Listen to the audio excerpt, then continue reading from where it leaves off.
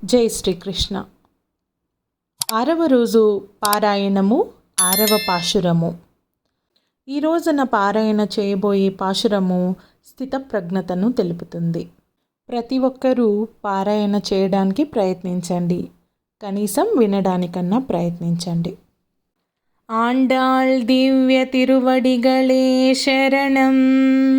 ஓம் புள்ளும் சிலும்பினகான் புள்ளரையன் கோயிலில் வெள்ளை விழி செங்கின் பேரரவம் கேட்டிலையோ, பிள்ளாய் எழுந்திராய் பேய் முளை நஞ்சுண்டு கள்ளச்சகடம் களக்களிய காளோச்சி வெள்ளத்தரவில் துயிலமர்ந்து வித்தனை உள்ளத்து கொண்டு முனிவர்களும் யோகிகளும் மெல்ல வெளுந்து ஆரி என்ற பேரரவம் உள்ளம் புகுந்து குளிருந்தேலோரெம்பாவாய்.